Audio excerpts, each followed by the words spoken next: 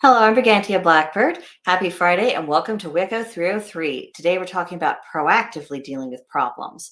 If you've been following this teaching course, you will already be familiar with my usual refrain that the practice of witchcraft is for doers.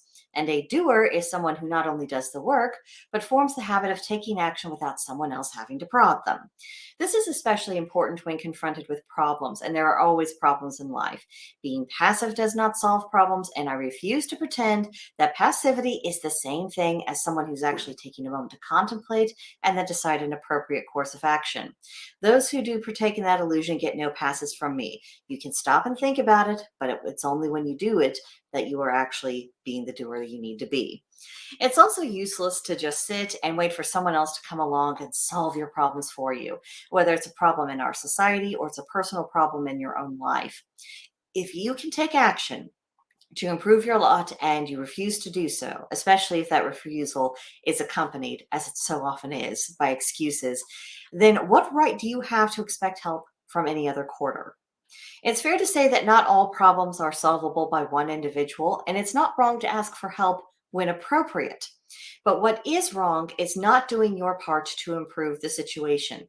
Taking responsibility is core to a witch's life, including when dealing with problems, whether those problems are large or small, mundane or magical. Now, once we're in the right mindset, the next step is to sort out the root of the problem and what is needed to alleviate it. This is part of the process that many people seem to get stuck in. One of the most egregious examples of this is what we see in political discourse. People will endlessly and mind-numbingly analyze the whys and the wherefores about the state of the country. And they seem to take almost a perverse enjoyment in explaining to others about why we are doomed and how they're so clever for figuring it out. And yet they fall short on solutions every single time. But we're witches here. And as such, we have higher standards for ourselves. So we have got to be solution oriented. Even if our initial ideas aren't a complete solution, if we just start walking in the right direction and we keep at it, we will get there. Another useful habit for us to adopt is an integrated approach, meaning that we unite both mundane and magical efforts when dealing with any kind of problem. We get better results when we do that, and it sends a clearer signal to the universe and to the gods regarding our intentions and our sincerity to overcome whatever difficulty it is that we're facing. And problems, of course, are seldom solved overnight, so we need to be persistent. We need to have consistent efforts, and we need to be patient. These are qualities that we frequently need to cultivate for just our magical work in general. All things have their season, and sometimes our problem creates a pretty rough season for us, and it requires us to dig deep to get through it. One thing I've touched on in previous videos in this series is the need for practitioners to seize control of their lives, to truly own themselves, and to understand that all change begins with what they do. We are not hapless victims of fate. To practice witchcraft is to become a co-creator in the universe itself. Yes, it's in a very small and in a modest way, but we play our part.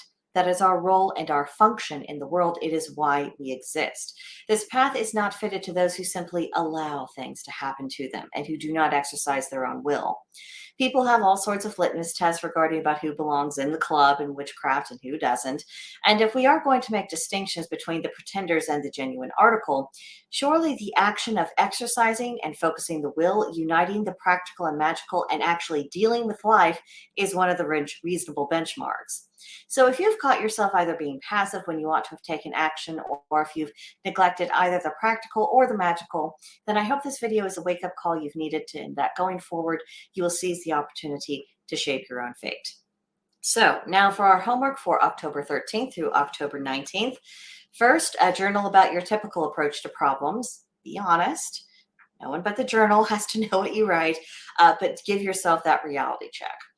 Secondly, take out your tarot deck or your preferred divination tool and ask for guidance on how you can improve the way you deal with the difficulties of life.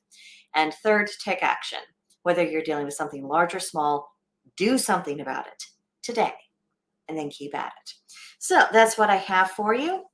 comments, questions, concerns, complaints, leave them for me in the comment section below or shoot me off a private email. It's brigantiablackbird@protonmail.com. So I'd be happy to hear from you if you would like to.